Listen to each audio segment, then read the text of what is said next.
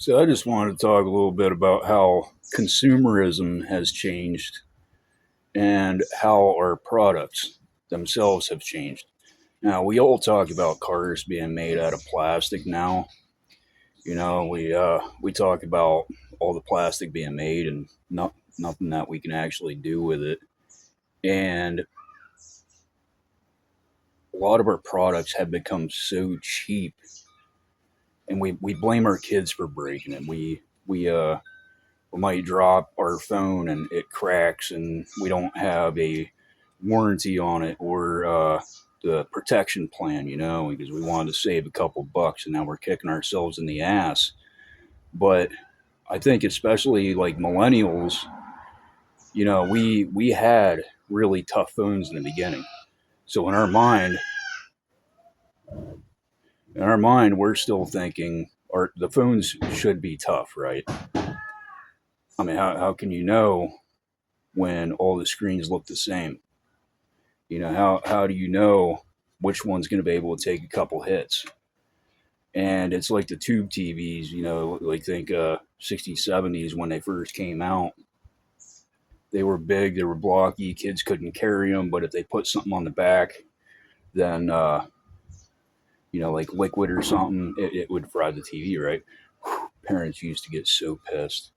Now imagine us dealing with LCD screens back then. Like, let's say they came out 30 years earlier. So imagine with the tube TVs when they were broke. Imagine LCDs, and like our ancestors were farmers and stuff. They were tough. They didn't have gym memberships. They worked, and they worked all day long. And if they would have picked one of them TVs up, I mean, they could have breathed on them and they would have broke.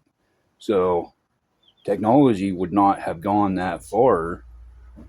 So they had to make them tougher back then because, people wouldn't have wanted it if it wasn't durable.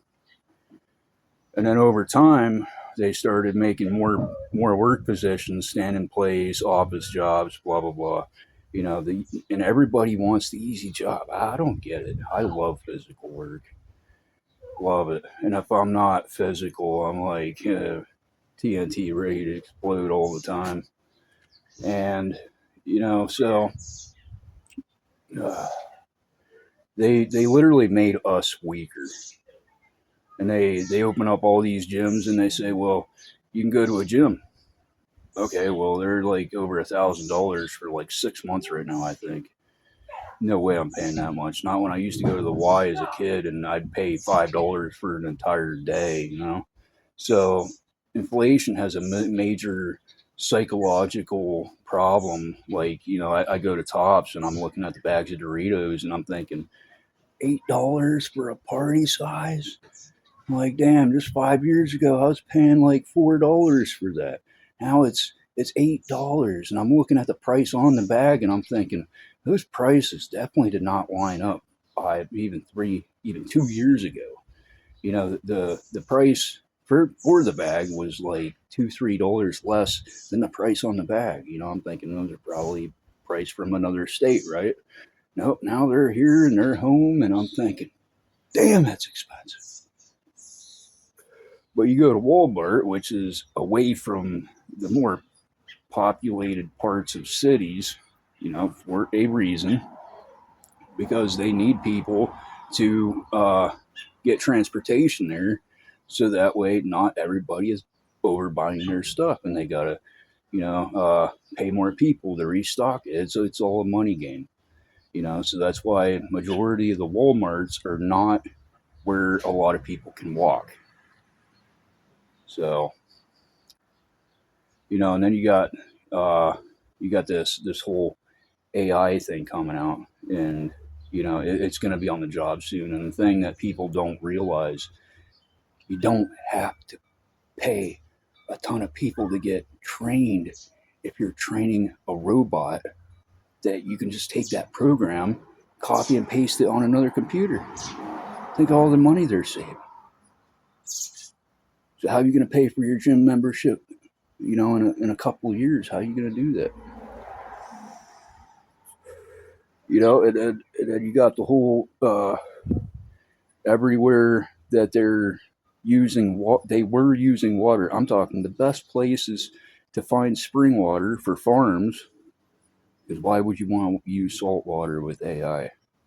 That would not make sense. You would have to uh, separate the salt, because the salt is gonna uh, trash, especially since everything's so cheap now. The materials are so cheap. You know, they're probably melting down pop cans to make the solder and the welds and all that stuff. Oh, they're probably using the cheapest materials possible. Why? Well, because you see, the earth only has so many resources.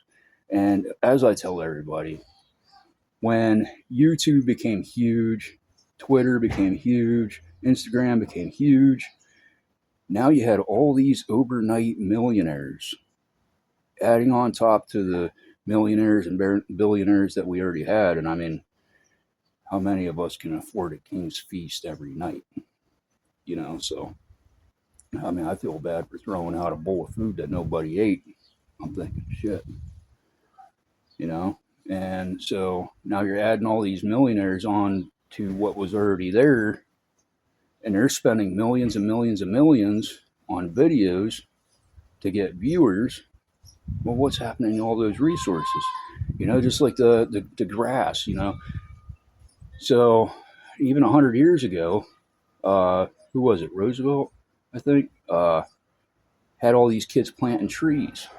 And one of the cool things about that is that he wanted kids only with siblings to do it, because kids without siblings were picked on. They were made fun of. So even back then, psychology was known.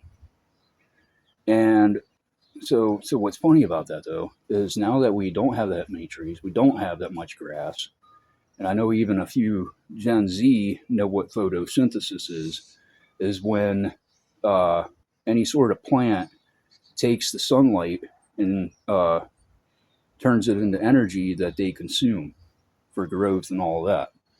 And it's a process. But the thing is, look at how many, look at how many, look at this house right here. Look at that shade. Is that grass getting any sunlight right now? No, it's not getting any sunlight. So the greenhouse effect.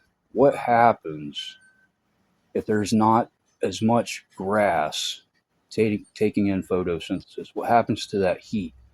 Well, it reflects on houses like this, windows, metal, and in the quantum world, that would really throw everything off, because it's not originally part of the economy system. So maybe more solar panels? I don't know. I'm no expert. I just think about this shit.